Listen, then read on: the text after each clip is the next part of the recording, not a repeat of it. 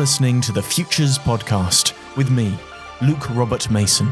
On this episode, I speak to Emeritus Professor of History and Philosophy of Science at University College London, Arthur I. Miller. We should not judge the work of an AI on the basis of whether it can be distinguished from work done by us. Because what's the point? We want AIs to produce work that we presently cannot even imagine, that may seem to us meaningless and even nonsensical, but may be better than what we can produce. Arthur shared his insights on machine-generated artwork, the impact of artificial intelligence on the cultural landscape, and how computers are challenging our understanding of what it means to be creative. So, Arthur Miller, your new book, The Artist and the Machine, is a philosophical interrogation of this thing called creativity, and specifically it asks whether non-human entities such as machines and AI are capable of expressing this seemingly only human quality of creativity. And I feel like the first question I should ask you is, where did your interest in the notion of creativity first originate? Is it fair to say that it began with back in the Bronx? Yes, by all means it did. It began in a public library in the Bronx where I discovered classical music. And I then gradually worked my way back from Tchaikovsky first and then back into Bach. And what always stuck in my mind is, how did these people do it? How did they think up those melodies? What is the nature of creativity? But at the Bronx, at that time I was growing up, if you were smart or thought you were smart, it went into physics, which I did, and I became a theoretical physicist doing research in elementary particle physics. But those what is the nature of questions stayed in my mind, and so I decided to switch it to history and philosophy of physics, and I read the original German language papers in relativity and quantum theory, and what jumped out at me was the role of visual imagery in the great works of Einstein, Niels Bohr, Werner Heisenberg. And I wanted to know, how did those images originate in the mind? Were they stored there for further use or what? And at that time, there was a so-called image controversy in cognitive science concerning whether images have a causal effect on thinking. And to me, they did. I took part in that controversy. And it turned out that a tool that was very useful was to consider the brain as an information processing system, in other words, as a digital computer. And what immediately popped into my mind is, well, can computers be creative? So over the decades, and since 1980s, I wrote papers on creativity. And since the 1980s, I touched on machines as well. And in my present book, I deal with creativity in humans and creativity in machines with focus on machines. There's something that's the underlying thesis of this entire book, or at least the underlying assumption of this entire book, which really relies on the idea that the human brain is similar to a computer or similar to an information processing system. I just wonder, how much do you actually believe that that is a useful metaphor for understanding the human brain? Oh, it's extremely useful in that the human brain, we have a memory. Machines have memories also. We have long-term, short-term memories. Machines have a memory. We process information. Machines process information. What people seem to forget about is that we're essentially machines, biological machines that work on chemical and electrical reactions, which can be changed by drugs, change our personality, for example. So there's no reason to consider, for example, that machines cannot be creative. We can be creative. Machines can be creative. A pushback on that is that, how can anything made up of wires and transistors be creative?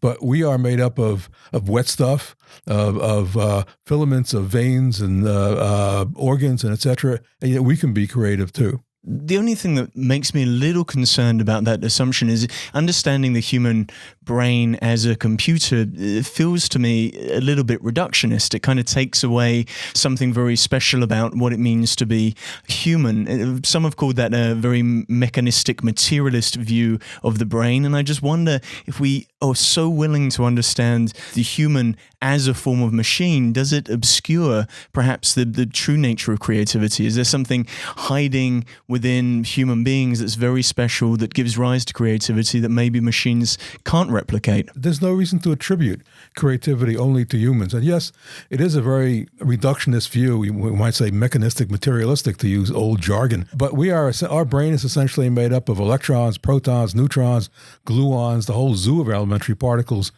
All of these particles can, in principle, be understood using the laws, the equations of quantum physics. These equations, when put on a computer, become numbers. So it's numbers all the way down.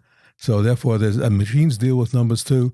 So there's no reason why machines cannot be creative, cannot have emotions, and cannot have consciousness. It doesn't take away any of the mystery of life, because all of these elementary particles act differently in different people.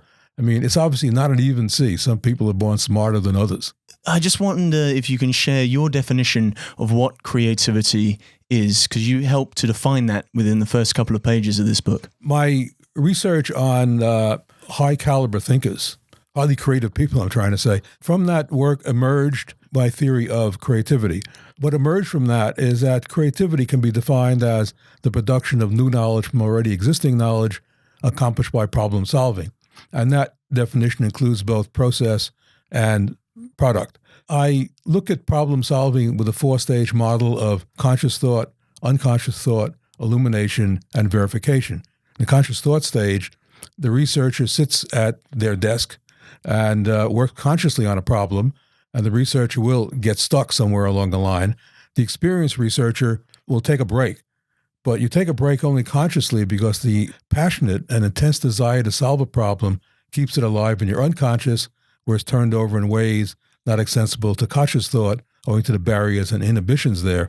And then it is along these lines that the illumination or problem solution crystallizes and bubbles up into consciousness.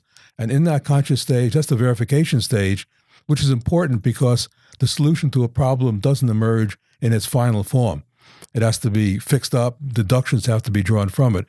Now, running through all of this, lacing through all of this, are what I call characteristics of creativity, which again emerge from case studies. Characteristics such as inspiration, suffering, perseverance, focus, being out there in the world and having worldly experiences, unpredictability, problem discovery, that's a big one, and finding connections between disciplines that everybody thought was unconnected. So my view of creativity is fine-grained and includes the angst of the creative act, the lust for knowledge. As Picasso put it well, creativity is everything. Now, I claim that machines can have those characteristics too, and for machines to be fully creative, they must have emotions and consciousness. If you notice, some of these characteristics contain an emotional basis. The combination of emotions and unpredictability is explosive and can give rise to the big idea. The thing that was so nice within those early chapters of the book is how you focused on this idea of not just conscious thought, but unconscious thought. We fixate so much when we talk about AI on conscious beings, but you elevate the importance of having this unconscious thought or being able to walk away from a problem and then for the solution to potentially arise. But I struggle to come to terms with the idea that machines are capable of unconscious thought. It's difficult for machines to have conscious thought at the present time because they have no consciousness. You have to feed the problem to the machine. And my definition of creativity goes over to machines very easily because machines work on accumulated knowledge and they're problem-oriented. So a machine receives a problem, we put a problem into it, and it molds over this problem, applies all the data in its database to it. That's unconscious thought. And then it can be an illumination when the machine solves the problem. And if you were talking about a human being, you would say that that person takes a leap of imagination, a leap of intuition. So, why can't the machine do that? And I'm not using intuition in any magical sense. Intuition is a skill which is honed. I mean, we've seen or heard about art connoisseurs taking a look at a statue that has been merged in an archaeological dig and taking one look at it and saying, it's fake, it was planted. That's not magical in any way. That person has made a huge number of mistakes. And machines are making mistakes also when they're looking at a problem and trying to fit data to it. Again, my issue with this, the unconscious thought, is how you describe it in the book. A human being can be doing something else completely alien or different from what the problem is that they're trying to solve. And then suddenly in that moment, that embodied moment, the solution presents itself. And that makes me think that the only way in which AI or machines can have these unconscious thoughts is that they have to be embodied. They have to be able to exist in the world and to be doing other things that may not allow them to fixate on the problem that they were programmed for. Well, at this point, the machines, they can only do it in this closed-off space. And there will come a time when machines will be set into robots as their brains, and then they will move about the world and by touch improve their notion of what is touch, what is intimacy, and so on and so forth, then they'll be doing something else. But right now, they can only do one thing, and that's pretty good when they do that one thing. Within that one thing that machines can do, I just wonder how many of those are expressing forms of creativity. Now, in the book, you look at 7 hallmarks of creativity, and I just wonder how close are machines to achieving some of those hallmarks of creativity, the machines that we have today? Well, machines today can be inspired in the sense that if a machine makes a good move and go, then the innards of the machine are adjusted so that when the machine is in that circumstance again, it will make that move. It will be inspired to make that move.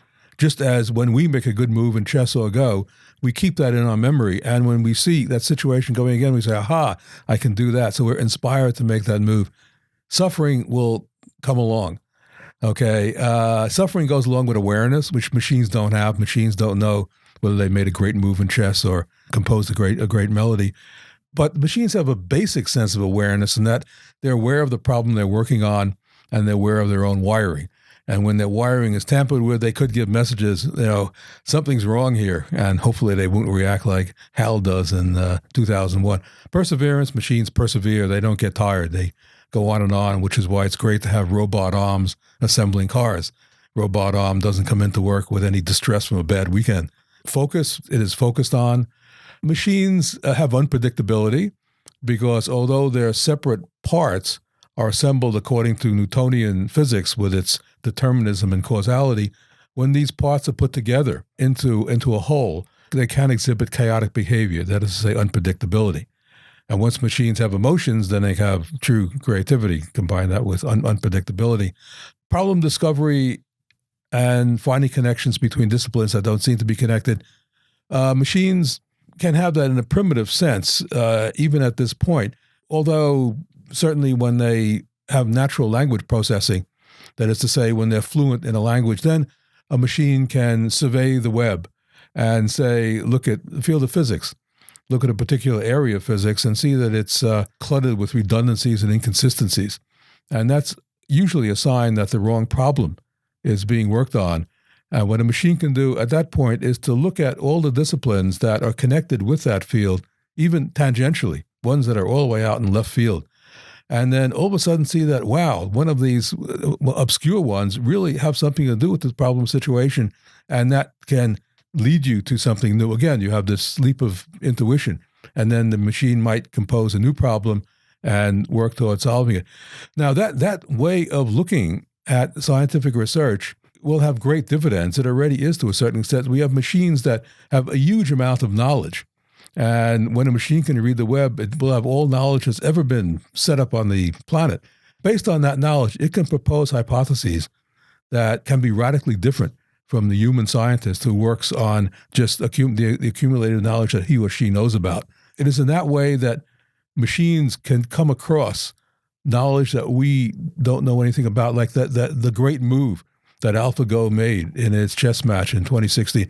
That was a move, we might say, of genius. It changed the game. People play differently now, looking at the way machines play. Looking even further at this, and in the realm of the social sciences, when, say, we're negotiating a treaty, the U.S. is negotiating a treaty with Russia, and we might put in the treaty some statements, and then you might want to play the game of, well, how will they react? If they react in this way, then we'll do that, and so on. Playing these games, humans can play them, but with their limited realm of knowledge. Machine can play it with a much wider realm of knowledge. And you can do this with music too, looking at different genres of music that don't seem related. Machine will find the relation, maybe discover or create a new kind of genre of music that we knew nothing about. Generally, what I'm getting at is that machines can improve our lives. We've done a miserable job on this planet. We haven't planned ahead in any way. And machines can help us along those lines. And also, we are merging with machines. So it would be good if we went from humanity 2.0 to 3.0 and 4.0. That will help us survive. For example, if climate change really gets difficult, it may be that we will have to change faster than the Darwinian time frame. Another reason why I wrote this book is to give another view than the dystopian view of machines. the cultural side of AI. It feels like there's so much in that answer that I don't know where to go next, but I do want to look specifically at the case study that you just alluded to of AlphaGo, because in the book you look at these gaming AIs as exhibiting forms of creativity. AlphaGo had that move that was considered by other AlphaGo players to be a very creative act. And what is AlphaGo, IBM Watson, Google's DeepMind? What are these current AI products teaching us about creativity today? Well, they're teaching us to be on the lookout, essentially, for new ways of approaching problems. What we're also learning is looking at how this process works. Researchers use essentially two different types of machines for this. They use symbolic machines, which are loaded with software, databases, and complex rules for using the databases. Our laptops, for example, are symbolic machines, and Deep Blue, the machine that defeated Garry Kasparov and cracked the game of chess, is your laptop on steroids. On the other end of the spectrum are artificial neural network machines, which are minimalist machines. They use a minimum of input algorithms of software. Both proponents of both machines actually claim that they are the way that the human brain works. So what these machines show us is how we use our databases, that the databases that we're trained on allow us to react to the world in which we live. Well, what's interesting is how you really do argue for the creativity within the machine, and the way in which you open up that possibility is to see not just art as a creative act, but to see science and to see problem solving also as a creative act. How is art and science united through this thing called creativity? On machines, AI created art. You have a new species of artist, person who is the artist and technologist rolled into one. That's good, because in the 21st century, art and technology is merging. Music and technology is merging, and so is writing and technology. Those are the new frontiers where we'll see the new works. I mean, eventually, machines will create art, literature, and music of the sort that we presently cannot even imagine. Well, the book is littered with these wonderful case studies of where we've seen machine and AI artists. And the agency problem, how do we deal with artwork that is created by machines? Does it always need a subjective human viewpoint to see it as art? Will we ever get to the point where AI will create artwork purely and only for other AIs? Well, that's a big and good question. There's always the issue of machines can create art, but are machines artists? What you can do, for example, as a first approach to that problem, is you can put a webcam on a robot artist, take it outdoors, and it will look around, and something will attract its eye, some shape, some particular geometrical shape, and it will want to draw it, want to paint it. And so that's a primitive sense of volition and free will as well. And that's part of the issue, that people argue that machines aren't out there. They're not having worldly experiences. But what machines can do is to have fluency in a language, can read the web, and read about thirst, and can, of course, vicariously convince itself that it's thirsty, and us too. And then it can read about love and think that, well, that's cool. And it can watch movies, and it can learn more about love by watching movies, watching TV, eavesdrop on conversations between us, all via the web, and can think to itself, well, I had a good conversation with a machine down the street. I think we're in love. And then it can think about intimacy, and can learn more about intimacy by, once again, by reading novels. And then it can be embodied in a robot, and by means it can develop a sense of touch and feel more intimacy there. And it will definitely certainly come to pass that artificial intimacy will be the real intimacy. The line will vanish between the artificial and the human intimacy. There will be just intimacy. I mean, we have sex bots. They're coming online, and imagine what that will do to human relationships. But by that time, the notion of what a human being is will have been transformed, because it's changing faster than a Darwinian rate. But again, it goes back to this agency issue of, if machines have access to the wealth of human-created knowledge, surely the sorts of experiences that it's going to have are going to be defined by the ways in which humans have codified right now, their understanding of those things. Right now it is, yes. I mean, you can look at the various possibilities you have. Right now, you don't need very much technical ability to do AI art. you can buy an algorithm off the shelf that's already been trained on, say, 50,000 images of people from the web, and then go home. And what is often done is a person puts a selfie into it and then dials in the style of Van Gogh, and out will come something in the style of Van Gogh, but it will be slightly different in that elements of your face will pick up elements of faces in the data set, and you will be slightly changed. And then you might want to be creative and put that back in and dial in the style of Cubism. And then what will come out is a superposition of your face as Cubist and Van Gogh, but it will again be changed even further through further interaction with features in your face with what's in the data set. You can be more creative, do that a few times, and then pick out one that you can put into a contest, say. Okay, so in that case, creativity is solely with the human as human agency. But then you can go on and you can have situations where the creativity will be shared between the human and the machine. And that's in Deep Dream, where a human wrote down an entirely new code, used an artificial neural network trained on a huge ImageNet data set of 14 million images. And what came out is something totally, images that were far from what was in the data set. So the machine essentially jumped the data set. And then you can have human and machine working hand in hand, so to speak, each bootstrapping their own creativity.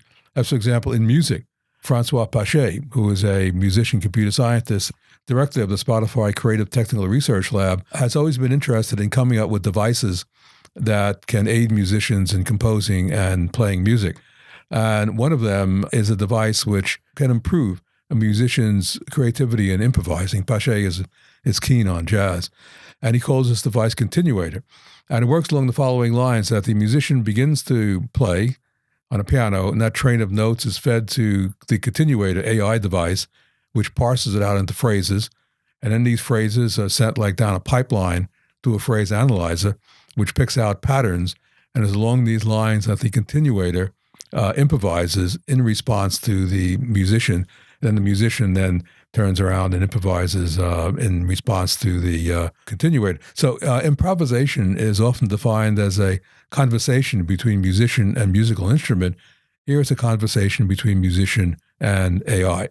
What I struggle with is, where does the artist begin and end? Is the non-human agent the artist to a degree? Is the human who's programming the AI the artist, or it can be considered the only artist? For example, if you have a painter, it's very clear that they're using a paintbrush to manipulate paint on a canvas, and therefore the agency of that artwork, or the agency of the person who's created the artwork, sits with the human artist. But if they were painting with slime mold, for example, and it would land on the canvas and then grow across the canvas and create its own morphogenic forms, the question then becomes, is the artist the human, or is the artist the slime mold? And in all of those sorts of examples you just gave, how do we give credit to the correct artist, or do those things really matter? Is it always going to be a human artist if there is a human in the loop in the creation of the work? Well, sometimes agency is shared between human and machine. And in that case, it is often a situation that the artwork is signed off with the signature of the human and machine. When machines have volition and free will, then they will be real artists. And that is not yet totally the case. Then the machine will have agency. I guess then the problem becomes, once this work's created, who gets to appreciate it? Is it always going to be human subjectivity, human audiences that are going to define something as artwork, or can the AI also contribute to whether they see something as an artistic endeavor or not? Well, there will come a time when AIs will have emotions and consciousness, and then they can appreciate that the work that they've done. And they'll do that work for us and their brethren. Right now, today, do we as human beings, and does the art world even appreciate machine-generated art? Is the fact that it's instantly replicable, it seems very easy to do. As you just said, you can plug something into a computer, press a button, and out comes the artwork. I guess, will we ever appreciate machine art? Could there be an argument that we will never appreciate machine-generated art until there is a monetary value put on to it? I think that while we should bear in mind the question, can machines be creative? Can they create art? We should also bear in mind the question, can we learn to appreciate art that's been created by machines? And from a monetary view, yes, there is appreciation. At an auction at Sotheby's last year, a piece by the very prominent and brilliant AI artist, Mario Klingemann, was sold for $50,000. And just a few months before that, much less creative work of art was auctioned by Christie's for $432,000. The drop in price might have been because the uniqueness of AI art wore off, and there was a big tumult about this $432,000 sale. But nevertheless, AI art has hit the high end of the art market, and it is being appreciated up there. I mean, it's a great conversation piece for your living room, for example, to see a work of art constantly changing. So it is in monetary value, and it is in appreciation. In examples like that, is the algorithm that's created to generate the artwork also seen as part of the artwork, as an artwork within itself? It's something that is producing art. As time goes on, as machines become more sophisticated, they will have volition and will be producing art themselves. The point is that you want to have the machine come up with a problem, the art problem that it wants to solve. And right now, that is input. We have to kick off the process. And does the problem of true creativity get stifled by the fact that it's humans at one end that define the quote-unquote art problem to expect some sort of art output? That's right, precisely. As I've said, the human has to kick off the situation. Machines are not yet at the point where it can choose its subject. It feels like from reading the book, your hope is that eventually the human will no longer need to be in the loop. That's right. As I discussed previously, that chain of, first the person with the selfies and then Deep Dream and so on. The last step of that is machine working by itself. And similarly, right now, it's mostly the situation where we have human and machine working together, but eventually machines will go off on their own. And in literature, they may produce literature that we cannot understand whatsoever. They'll have to explain it to us. And it may be, at the end of the day, be better than what we can do.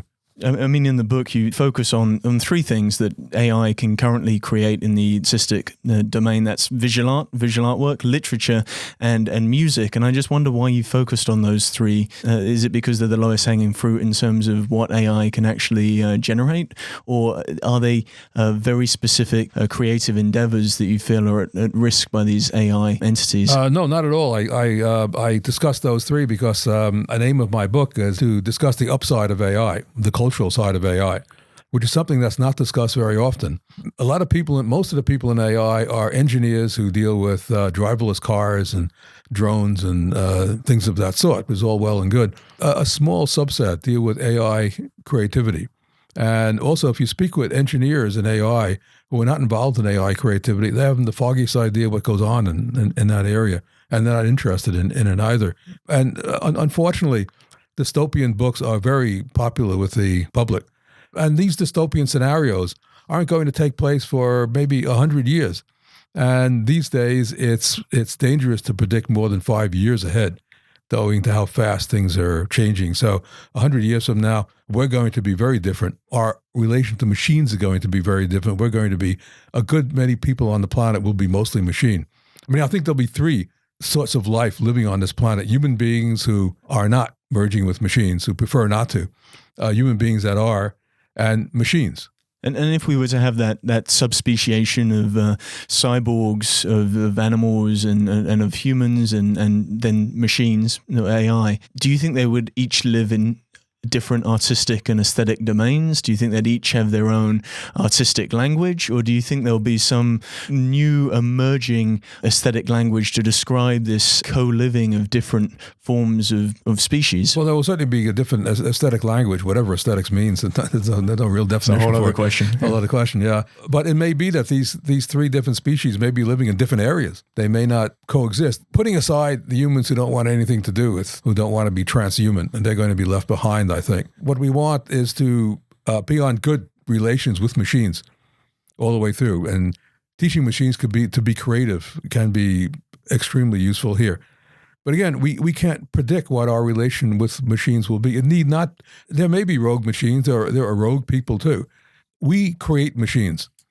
I mean, you have to begin somewhere. Machines have our creativity. Well, there will be, in the perhaps not too distant future, what's called artificial general intelligence. That will be where machines are as intelligent as us.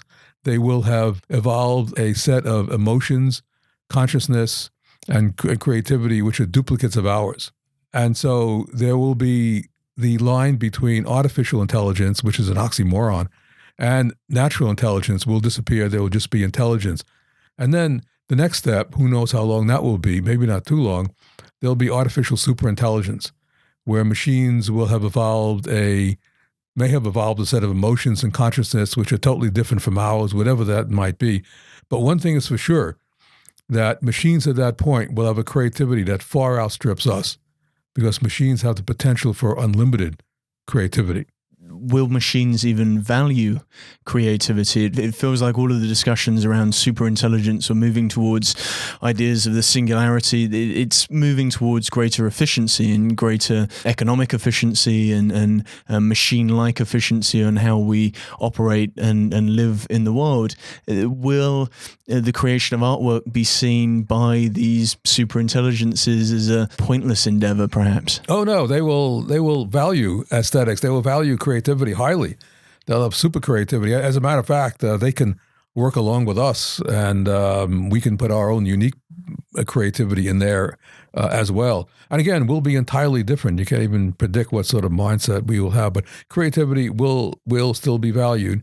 The works of art they produce, literature and music, again, we can't even imagine what they will be. But I picked those three subjects because they're cultural subjects. And I wanted to indicate a cultural side of AI. Let's focus on one of those cultural elements, which is literature, because there's something so lovely that you say in the book about the fact that AI literature actually challenges our notions of what we perceive to be nonsense and what we perceive to be poetry. And in actual fact, some of the AI literature that we're seeing and in some of the case studies that you give within the book, we're actually seeing the sorts of outputs that are very similar to the Beat Poets or to William Burroughs. And that seems very hopeful that there's a degree of creativity, at least in the literature space. Yes, and there's their degree of abstraction too. Some of these texts are rather gnomic, and they have very little subjective meaning, one might say. In that sense, the reader becomes the writer.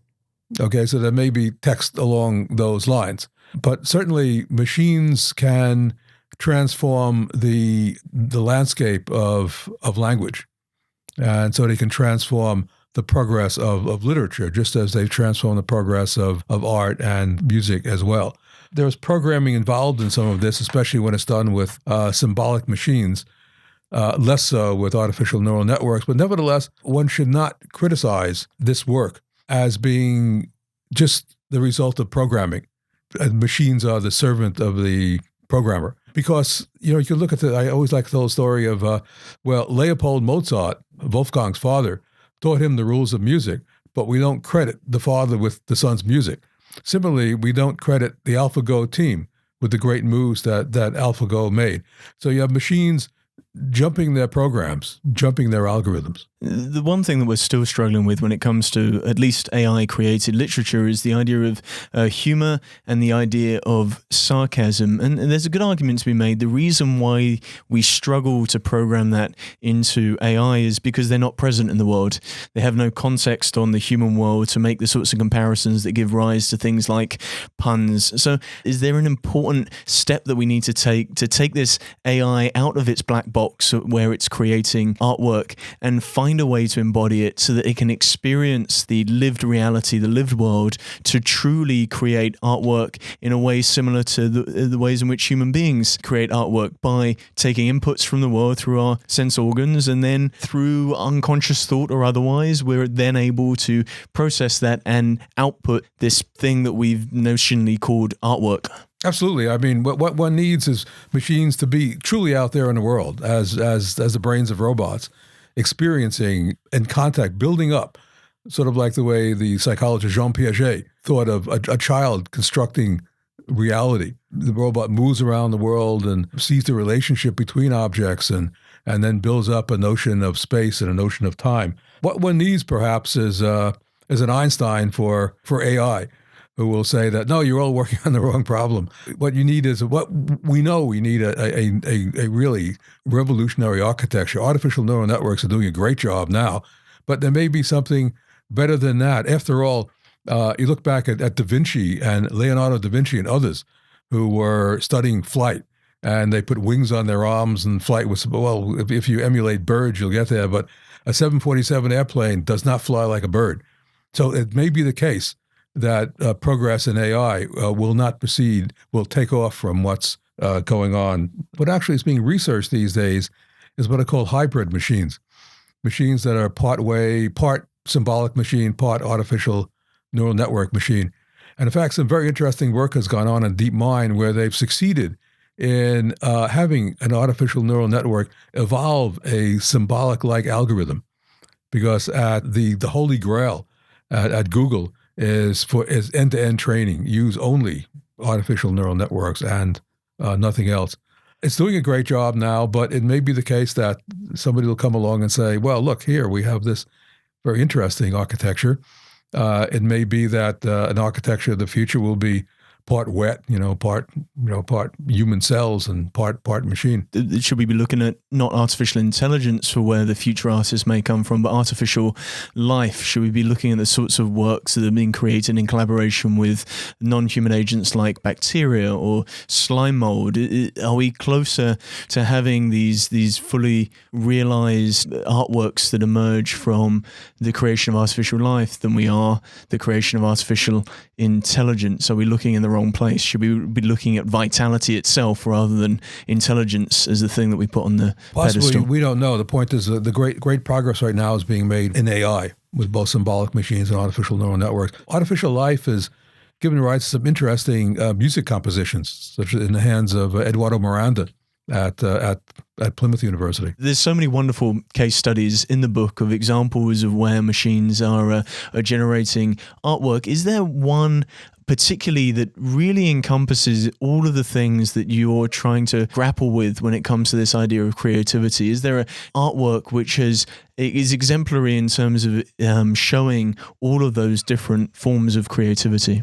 Perhaps what comes to mind is Ahmed El-Gamal's creative adversarial network, which creates new art styles. And yet, when we look at something like that, we can't help but reference pre-existing styles. Can we really find something that is truly new? And will it come from machines rather than from humans?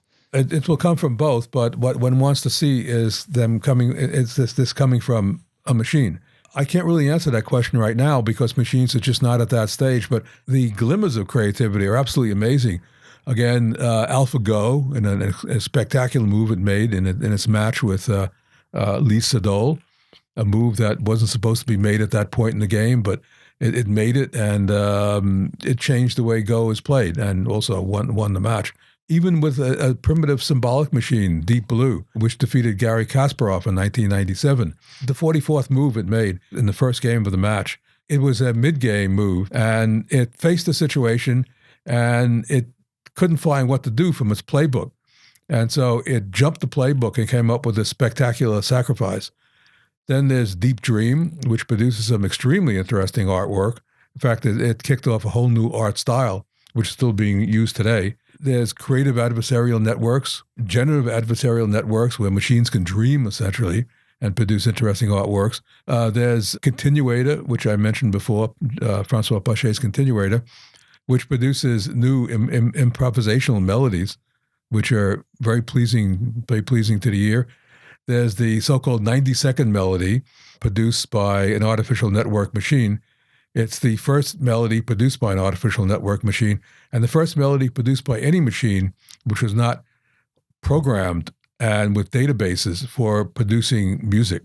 And then there's the surreal prose that's produced by artificial neural networks. And when I first started this work, I knew a lot about AI-created art and AI-created music, but not much about AI-created literature. And I thought, well, am I going to have enough for the Philippa chapter? I had more than enough. So no, I can't really focus on one piece of work. There are wonders produced by AI. What you're very good at doing is looking at how culture and society, how the current science affects the way in which certain aesthetics or artwork emerges. Famously, you're known for looking at the relationship between Einstein and the work of Picasso. And I just wonder, Is the work or the machine-generated work that we're seeing today, is it actually having an inverse effect? Is it changing the way in which human artists create work?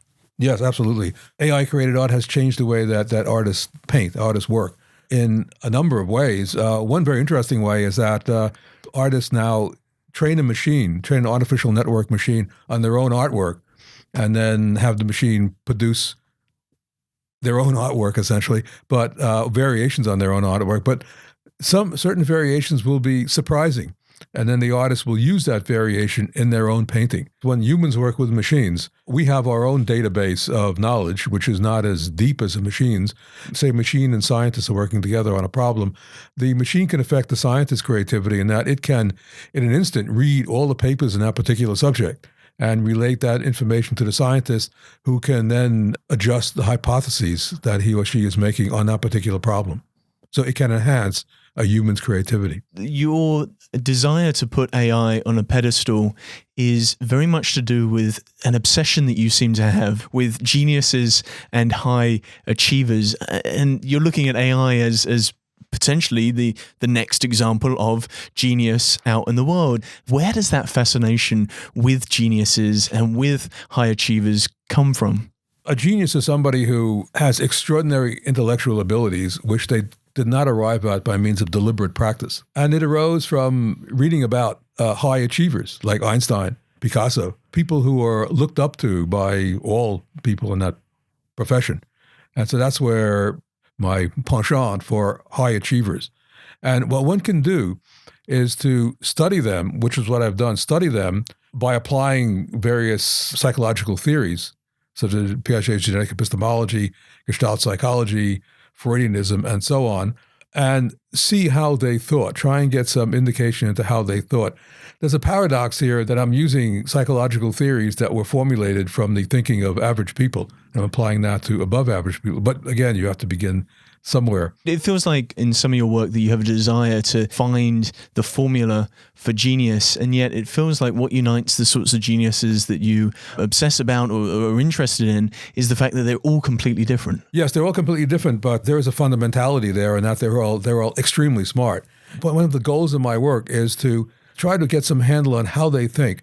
Although we can never think along at the level that they do, how they work can help our thinking. When it comes to genius, are you trying to find a quantitative value that points at genius? For example, the IQ test. We can say that if someone has a certain IQ above a certain value, therefore they are a genius. But sometimes what makes someone a genius isn't related purely to intelligence. When we look at genius and equate that to the obsession around artificial intelligence, is genius all about intelligence, or is there something else going on? Is some genius not always reliant purely on intelligence? Is it reliant perhaps on something like creativity? Well, creativity is part of intelligence. I mean, intelligence is kind of a fuzzy thing. There are various sorts of intelligences. You know, emotional intelligence, scientific intelligence, and logical intelligence, musical intelligence, and so on. And that's, of course, related to creativity. I mean, there is a difference between talent and creativity. Someone can be very talented but not be creative. Someone can be a very talented piano player, doesn't make any mistakes, but there's something just missing in their rendition. While a creative pianist adds something to it and draws out what's in the score. The converse is true, that if you're creative, then you're somewhat talented. Okay, there have been highly creative musicians which have turned out not to be great pianists, but they're not bad anyway. Yes, machines have the capability of genius thinking. I mean, genius is a way of thinking. Well, there was something so nice you said there about how you can be an extremely talented pianist and play all the right notes in the right order at the right time. And I just wonder, is that what we are with AI right now? They can replicate music, they can play all the right notes at the right time on the right beat, but they don't have that creativity to perhaps go slightly offbeat. You talk to drummers about the creativity within how Ringo Starr used to drum. He used to drum off the beat, and yet machine-generated algorithms that are used in production software, music production software, demand often to put the drum beats on the beat, which would make the Beatles sound absolutely awful. That's the embodiment problem too, is that machines have to be embodied. into robots so that they can use their body when they play the piano. And you see great creative pianists, they put their body into it, their motions and so on, instead of sitting straight up in a chair and just making sure you hit all the right notes. There is in my book a case where a musical score is played by a machine, and there's no emotion in it whatsoever. There's no loudness and softness and so on. And the same score is played by a pianist. It sounds entirely different. In fact, I think there was the experiment with Beethoven's Moonlight Sonata. It was played by a machine. It was just plodding along, but played by a person who puts their body into it and their empathy into it, etc. It sounds entirely differently. So you think to solve that problem of that ephemeral experience you get when you witness human-created music or human-created artwork, all you have to do is ensure that the machine that is playing is embodied? No, you want the machine not only to be embodied, but to have emotions. You need emotions and consciousness for full creativity, whether it's doing art, science, literature, and certainly music. What I'm really trying to ask you, Arthur, is do you think there is something special and unique about human beings that can never be replicated by machines, that can never be surpassed by machines? No, absolutely not. When you say human being, you're talking about human being right now, but human beings will change and machines will pick up all of our characteristics. And indeed, when it gets to a point of artificial superintelligence and machines start reproducing themselves, there'll be some of our DNA in there, so to speak. We'll always be bound together. But no, there is nothing special about human creativity. There's nothing special about us, which is an accident. I mean, some billions of years ago, an isotope of carbon just in the sun spit out atoms and landed on Earth, and here we are. I mean, there could be life forms elsewhere. I mean, this notion of looking at exoplanets for the so-called Goldilocks zone. Life as we know it need not exist elsewhere in the universe. I struggle to believe that there is nothing special about human beings because in many cases, artists create artwork to express the nature of the human condition. It is a very human process to generate and create artwork. Back in Babylonian times, the Babylonians had a cosmology. The Earth was the center. The Earth stood at the center. Planets moved around it, and that lasted until Copernicus and Galileo. The Earth was moved out of the center, the sun is in the center, but that was okay because that's our universe. But then the galaxy was revealed, and we're just one of many star systems. And now we have a multiverse when our universe is not even unique. So no, there's no reason why humans should be unique either. And in fact, as I wrote at the end of my book, there will come a time when this whole enterprise will run down. The universe will run down. And the only thing that might be left are robotic forms.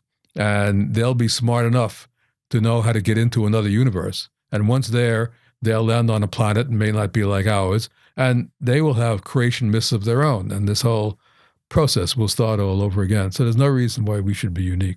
Well, at the end of the book, you proffer some challenging notions of what the future may look like. And one of those is the idea of the cyborg artist, the combining of humans with AI or machinic parts. And I couldn't help but think, well, we already have cyborg artists today. We have individuals like Neil Harbisson, the colorblind artist who has an antenna that's surgically attached to his head. And the interesting thing about Neil is even though he is a colorblind individual and the antenna allows him to hear color, he defines it as an entirely new sense because what the antenna is actually doing is converting light waves to sound waves, and then instead of putting those through the traditional aural senses of the ears, what it does is it vibrates his skull, so he's experiencing this entirely new sensory modality, and then he creates these artworks, these very colorful representational paintings that only he can truly experience because they're sonic.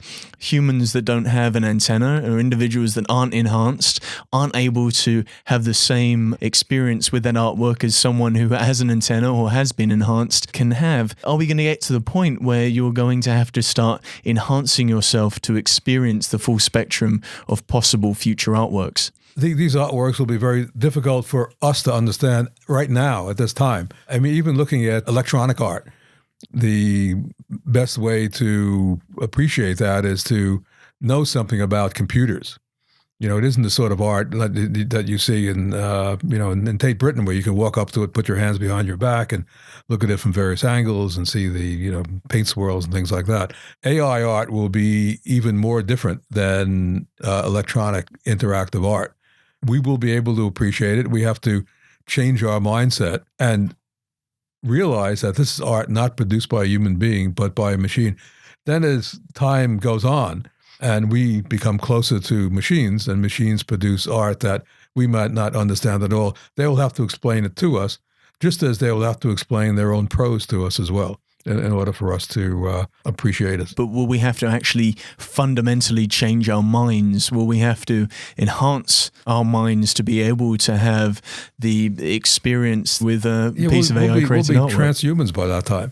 Our modalities, etc., will be stimulated in a variety of ways. Today, right now, as we're increasing our scientific knowledge about the world, as we're learning more and more about ideas like quantum mechanics and weirdness and how things are extremely different when they go very, very small, how that's impacting the way in which artists will start to see the world.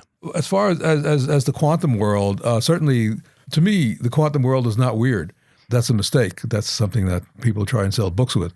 But it seems to us to be strange because it's against our Aristotelian intuition, which is that heavier objects fall faster than lighter ones, and they do, except in a vacuum. And intuitions of that sort, that objects have a place and that's it. They're not disembodied. And in the quantum world, an electron can be everywhere until you make a measurement. Something that's interesting, which is to come yet, is art produced by quantum computers. Quantum computers are at a fairly rudimentary level now, but there's an awful lot of money behind them presently for financial purposes. Is that art that could be in every single gallery simultaneously until you observe it? Could be. Very good. It could be. I'm just thinking of getting a piece of art out of that machine, because you can't touch a quantum computer while it's working, because you then destroy the entanglement.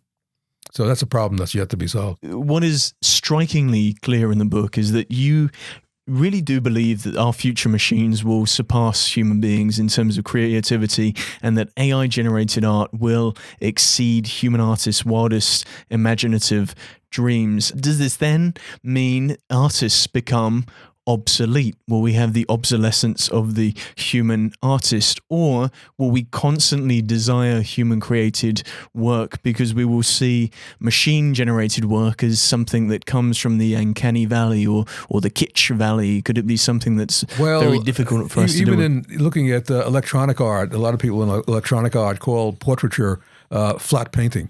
People doing brush and paint will go on. That will go on.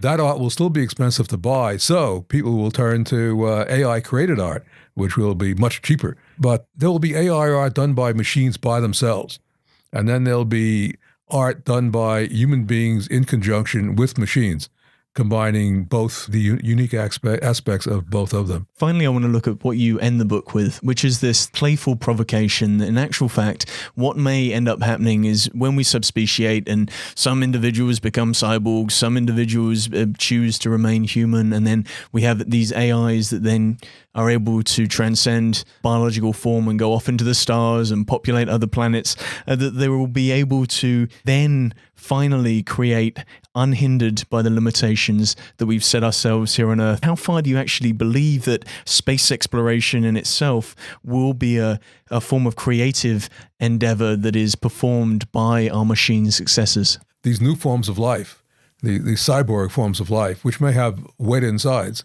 we don't know, but they will find a way to move into another universe. What I'm saying is that they will populate those planets, and there'll be maybe an Adam and an Eve to start a whole new race over there of human beings. I mean, we may be like that. Our insides are wet, but we may be the end result of a lot of experimentation. Or a lot of creativity. A lot of creativity too, yeah. Right now, the best way to do exploration, space exploration, is with robots. And it will continue that for a long time. The way to get to other star systems will only be through discovering a wormhole. People like that statement. Science fiction fans like that. It's a beautiful idea, but you talk about these machine entities or these perhaps cyborg entities that in the future will go off and populate other planets. So I just wonder how space itself will change the way in which we create and generate work. How will we create artwork or sound even in vacuums of space? Those life forms of the far distant future will be generated from us, essentially. And so they will need gravity. They will need the properties of the Earth, whatever they may be, when they leave. Is it going to be a case of slow attrition? Are we in the mindset right now whereby we are so reluctant to see creativity within machines because we're scared of what that means? Precisely. And will it be a case of we will suddenly see this incredibly creative output, something that will viscerally affect us so much like a great piece of artwork, and we will be surprised to learn that it was actually created not by a human but by a machine? Very much so, yeah. In the course when I lecture on this, sometimes I play the Bach game. You play 2 short excerpts of Baroque music. One of them was written by Bach. The other one was created by an algorithm. And you ask the audience which one is written by Bach, and 50% will always get it wrong. And then, you play with them a bit and you say, well, I'm sure you chose the other option, the ones who chose the wrong one. You chose that option because it was somewhat melodious, somewhat beautiful, somewhat inspirational, just like Bach's music, but it's written by a machine. How did Bach do it? Can a machine write music of that quality? But that's the wrong question, because you want machines to go beyond that to produce music of their own that'll blow our minds, perhaps like Bach's music did. Bach was done by Bach. And I agree with researchers who disagree with placing too much emphasis on these Bach or not games that we play with Bach in my lecture, and which some lecturers do ad nauseum with art and poetry, because this is the big point. We should not judge the work of an AI on the basis of whether it can be distinguished from work done by us. Because what's the point? We want AIs to produce work that we presently cannot even imagine, that may seem to us meaningless and even nonsensical, but may be better than what we can produce. Could it be the case that AI artists aren't there for our amusement, aren't there to blow human minds? In actual fact, they may create something which is uncomfortable to listen to, something that is viscerally, that makes us sick or disturbed or disgusted. In actual fact, could that be the paragon of AI art, and it's just something that us human beings don't find very appealing? Look at the music of Stravinsky, 12-tone music, and it was a long move from Mozart to the Sex Pistols. I mean, that sort of music makes some people sick. Even Beethoven's Eroica, Third Symphony, people were very disturbed with that. That's truly a value judgment. Will it AI choose to create something that cannot be observed, cannot be appreciated, cannot be read, cannot be seen, cannot be listened to by human beings and their human senses? That's right. They'll write music for themselves and for their brethren. Will we even know if it's happening? Well, no, we won't be able to judge that music. They'll be able to judge our music, but maybe by that time, again, humans will be changing, and we may have it be in such a position that we can hear the frequencies that dogs hear. So until we become enhanced, I guess now we just have to sit and wait and see what happens with the future of this machine artwork. And to see how we are transformed as well. I mean, we will be transforming along with machine output, along with how machines produce art. Those techniques will change. And on that note, Arthur, thank you for your time. Oh, thank you. Thank you to Arthur for sharing his vision for how artwork might be created in the near future. You can find out more by purchasing his book, The Artist and the Machine, The World of AI-Powered Creativity, available now. If you like what you've heard, then you can subscribe for our latest episode. Or follow us on Twitter, Facebook, or Instagram @FuturesPodcast. More episodes, transcripts, and show notes can be found at futurespodcast.net. Thank you for listening to the Futures Podcast.